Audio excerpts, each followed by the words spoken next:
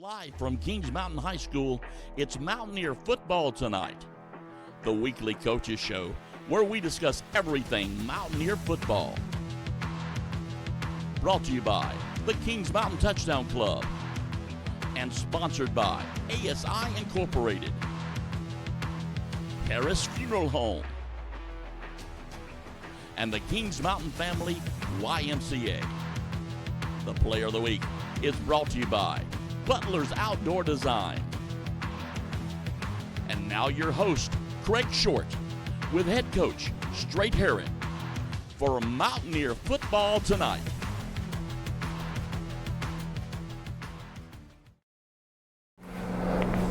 Good evening, fans. Welcome to Mountaineer football tonight with Coach Herron. We'll welcome him in just a moment like we always do. We're going to talk about this week's playoff game with Ben L. Smith High School after the break. So stick around and we'll be diving into that game. See you soon. Mountaineer football tonight is brought to you by the Kings Mountain Family YMCA,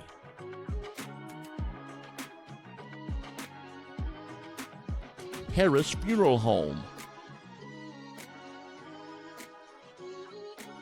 and ASI Incorporated.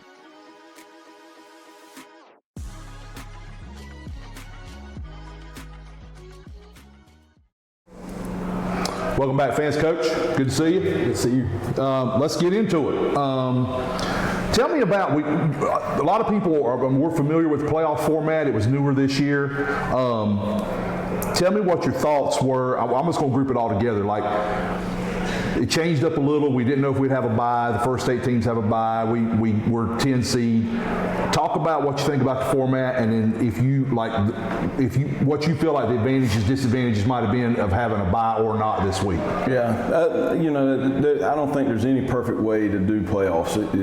I've seen it done several different ways, and there's always positives and negatives. So the way that they've done it this year, I think the RPI system is good, but what's going to end up happening is you're going to have a team that plays in a good conference, that's a middle of the road team that's having to play a higher seeded team who actually they're better than the higher seeded team, just because of the RPI, because of the scheduling that was done. Right. And so that's kind of the negative, I think, to it, is that it's going to be based off of who you scheduled and how and in some places you don't have any control over it when you're in a conference. So there's good and bad, but I like it. I think it just kind of sets everything, cuts it off. You know where you are, and you can get ready to go. But at the same time, we sat around all weekend. We were waiting, trying to find out who we were going to play. People were saying, "Hey, you're going to play these guys, and then you're going to play these guys. Oh, you might have a bye." And then a preliminary bracket came out, and then we were told this may stay, it may change. If we get teams that opt out of the playoffs, everything will move. And so we finally found out we were playing Ben L. Smith Sunday night at 8 o'clock, and that was finalized then. And that's when we got video on them. So it kind of hurts you, because we like to work on the weekends to get all of our game prep ready, and it takes away a lot of time. But our coaches got it done, and so we're okay. The good thing about it, well, I say it's a good thing. It's really not a good thing, but we only exchanged 2 film in North Carolina, and so you're real limited of what you're going to see of them on video. In South Carolina, we would get 3 film, which takes more time to break down, but at least you get more, you get to see more. But it is what it is, and I think we've done a good job with it. So I think we're prepared. So based on what you've seen the last 2 years, do you like this format better? Yes. Yeah, I would say yes, because the only thing about the last 2 years is Coach Cruz and them they would pull it up on the computer and say, those are who you're playing. Yeah, you're going to play that. Yeah. And this way it was a little bit tougher. So I saw a couple people, Coach, on social media put something out about, and I say some people, these are people that are kind of, they're nerds about it. They follow the conferences. They they're not connected to one team. And they talked a lot about a point differential that it might that could be brought in for the situations like you talked about. Right. And maybe the state eventually will consider that, because right now they're not. But it could help that team like you're talking about that might be middle of the road in a really good conference, as opposed to a really good team record-wise that's not in a strong conference at all. Exactly. Yeah. Exactly. And I think that's probably what they're going to do, is just keep monitoring and adjusting, and hopefully they come up with the right scheme in the long run. I think it's like it is with anything new. You get a good plan and you work it, and you find the bugs and you tweak them. So Right. yeah, I mean, this is the first run at it. Personally, I'm with you. I think this format is better. Yeah. Aside from not knowing who you're playing, I think the layout of the playoff format, personally, I like it better. Right. Yeah. Yeah, I do too. So let's talk personnel. JV players. How many did you decide, or I don't necessarily. We've got 10 JV players that's been with us all year. Yeah. As 8 quarter players, so they've been with us the whole time. We take them with us. Then we added 7 more on top of that, and really, and you look at it as a way to get more practice players, so that you can get practice done quicker and easier. But really, the guys that we brought up, we're looking at them as having the opportunity of actually playing and contributing. Yes. We're so young as it is, it's not going to hurt us not to play them. But we need them for depth, and we brought up those 7 added ones. They'll help us a lot. Yeah, I would think, again, just from looking from the outside, the JV conference was rather stout as well. Yeah. And we went undefeated. You also played Bandy's and Charlotte Catholic, the same as the varsity. So it's not like these guys haven't played some tough games. So I know it's different playing from Thursday to Friday. I know that, but I also know that if they can spell you in some spots, that helps out. And like you said, to your point, letting these younger guys play a little bit helps out down the road. Yeah, it helps us depth-wise, which is usually not the thing that I look for in playoffs, bringing young guys up. You usually want them up just to get the experience. Right. And but this year, there's a couple of them, few of them that we're going to look at and actually getting reps. That's good. So that's the breakdown of this week leading up to it. I'm going to ask a couple more questions about that, and then we'll actually talk about Smith High School and what we're going to see from them coming in here Friday night. So we'll get to that after the break. See you in a few. Mountaineer Football Tonight is brought to you by the Kings Mountain Family YMCA,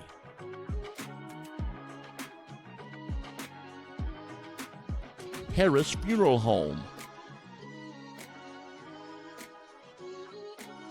and ASI Incorporated.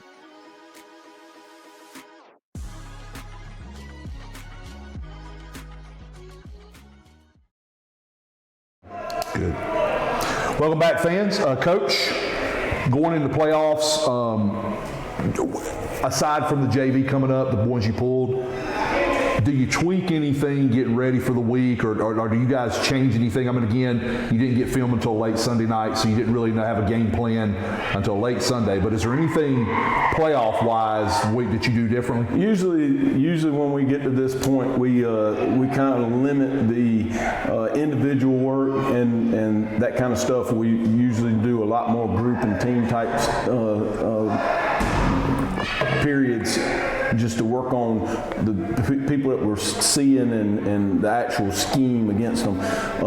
But honestly, because we are so young, we haven't really changed a lot up. Our defense went out there today, did kind of what they usually do, which is Coach Carroll goes over the defense with the guys on the cans, and then they actually did an indie period, which usually when we get to playoffs, the indie periods they're usually gone by now. Right. But we need to keep doing that, and then offensively, basically the same thing. Our OL down there, and they're actually blocking and doing what they need to do. And our quarterbacks, receivers are still doing what we call perfects and pat and goes, and So we haven't really changed a whole lot, but there is a lot of team and group type of periods that go on. And, you know, I've been in playoffs before where we might go out on Monday and Thursday and just sweats, you know, but we're not ready for that. I get it. We've got to practice. We've got to have time and try to do real live stuff. Well, I would especially think that's the case if you're having to use, you're choosing to use some of the young guys. Yeah. That helps them too, and getting the reps during practice. So, Coach, let's talk about Smith. Ben L. Smith, out of the Greensboro area. I think they play like Grimsley and Page and maybe Rose and a couple of other schools. I'll be completely honest with you. I know nothing about them. I've never seen them. I know the name of the school. In fact, I'm rather familiar with the Guilford County schools, but this one I'm not really familiar with. I don't know much about them. I don't think probably even our fans are too much. What can you tell us about them? The early impressions, some of the stuff they run, and maybe even some players to look out for. Well, the first thing is that they're very athletic. I mean, they've got a guy that number 2. He'll play quarterback, he'll play running back, he'll play receiver, and he can go. He reminds you of the guy from Bandy's that we had such a hard time getting down, and so you know our defense has got to do a good job of keeping him contained and getting to him and getting him on the ground because he can go, and then he can throw the ball too. So offensively, they do a lot of stuff. They run some formations that you don't usually see, and formations we haven't seen at all. So they'll get in gun, and instead of being like split back gun, having 2 backs on both sides, they'll put both of them on the same side. So it's that's something that you usually don't see. But they can go from being in split back gun to being in quads empty, or just regular 3x2 empty. So there's a lot of stuff that they do, and that they're trying to gain an advantage by doing those things to be able to use their speed. And that's always troublesome because you don't know, you got to get guys that can get to the ball and make a tackle. So but they can go. They got a receiver number 5. He's not a speedy guy, but he's a big old kid, and kind of like Tex, they throw it up to him and let him go get it. And so they've got some athletes. They can really move. Defensively, what do they look like? Defensively, they're a 4-2-5, kind of like us. Play more of a one high safety type of thing. But again, they're kind of all over the place. Their DL is pretty good. They're quick off the ball. They're athletic up front. We've got to take advantage of getting a seam and getting our guy through and be able to run the ball. We've got to be able to run the ball. But like I said, they've got speed that can run you down, and so we've got to be smart and gain our yardage and get on the ground and then get up and go do it again. That's what it's going to take. Anybody that we have seen in our schedule that are comparable to, that our fans would relate to? Well, like I said, their quarterback, he kind of reminds me of the kid from Bandy's. He's going to move and get out of things and that kind of stuff. And then I guess they're a little bit like a Shelby team. Not now. I shouldn't say that. They don't look huge to me, but they've got a lot of speed. So it kind of reminds me of what Shelby was like, but at the same time, obviously I'm getting old, as I didn't. Some of the teams that we have played in the past, I didn't realize they're as big as they actually are by watching film. Right. So you can't tell until you walk out there on the field, and when you get out there, you go, "Oh my goodness!" Yeah, it's true. That doesn't look like what I saw on film. So I don't think they're huge, but they are speedy. And they've got some athletes. They've got athletes. So, Coach, that's good for us. Is there anything you want to add to the fans, the group, like before we send you out of here? No, you got I just hope everybody comes out and supports the kids. They've had some great couple of days of practice, some of the best that we've had. We've had parents come out and support our kids at practice. They came Monday, do practice, carrying signs and sitting in the bleachers and watched the whole practice and cheered for them when it was over. And so we need our fans to show up and support these guys, because they're giving it everything they've got, and they deserve to be rewarded for that. And that's the thing they like. They like to see a packed house. Did they know that the fans were coming yesterday? I don't think they did. That was probably a neat surprise. Yeah, it was. I would think it would be for a kid. Yeah. So, but it was a good sign for our team. They definitely needed it. Yeah, good deal. Yep. Coach, good luck Friday. Yes, sir. And we'll be here to see you. Yeah, I appreciate you. All right, that's Coach Herron talking about the playoff game this week. We'll take a break, come back, we'll close the show out. Be right back. Mountaineer Football Tonight is brought to you by the Kings Mountain Family YMCA.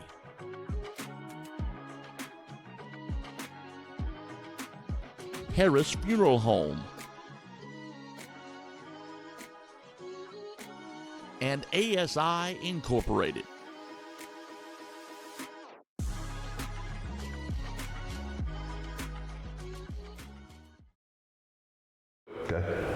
Welcome back, fans. Real quick, there is no graphic for this week at Kings Mountain, only because there's really not much to talk about. There were some tryouts for winter sports going on this week, and then of course the game Friday night here at the stadium. Kickoff is at 7:30. Showtime will start on air at 6:45, and we'll play Ben L. Smith here at our stadium. We also will tell you, I'll tell you like I do every week, make sure to like and subscribe to our channel. Everyone that adds to it helps us with the YouTube stream and helps us with the channel in general. So if you're not already a member of or a subscriber, I should say, to the channel, please make sure you like and subscribe. Touchdown Club, of course, if you're not a member, we need you. Just because football season's ending does not mean you can't help with other things. Touchdown Club was big in helping the volleyball team go to the semifinals last week and providing some things for them. As I tell you every single time I talk about them, they are about all things Mountaineer: academic, athletics, arts, everything. And so all of you that are already involved with Touchdown Club doing so much, thank you so very much. And I want to say, if you're not involved, please get involved. KMTouchdownclub.com, or see one of us and we can help you. I want to finally tell you a couple things that Coach just spoke about with the fans who came to practice yesterday and today. What an awesome sight that was. Thank you, fans, for coming. If you missed out on that and would like to come tomorrow, I'm sure they'd love to have you. Seeing the signs out there supporting the players and the boys was a really good thing, and that's what they need, folks. They need edification. They need to be built up, not torn down. I know I'm not accusing anybody, but that's what they need. They need support. They need love, because there's still a lot of good stuff left ahead of us in this season. Friday is not the game we wanted. Friday was not a good thing. We didn't even talk about it. And all I'm going to say is this about that game. I didn't like the outcome any more than you did. I didn't like how it was played any more than you did. But the good Lord tells us in Luke 9:62 that those who put their hand to the plow and look back are not made for the kingdom of God. So we can't look back, we got to look forward. And we've got 2 games ahead of us at least that are very winnable. Now, we got to play one at a time, but we've got a good shot to make a run in the playoffs with a very young team. So let's keep that in perspective and be supportive.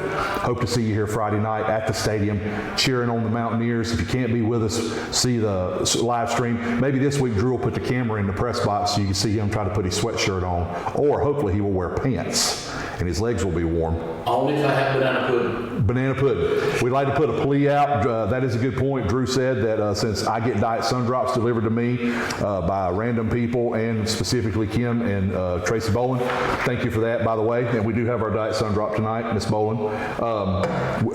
Drew's put in a request for a banana pudding. So if anybody would like to bring us one, we'll be glad to eat it. But we do appreciate all of you tremendously, and thank you for your support. Be with us this week. We'll see you on Friday night at the game. Remember, like I always tell you, those in your circle, tell them you love them, hug them, pray with them, and thank the Lord for them. And we thank the Lord for all of you. Have a great week.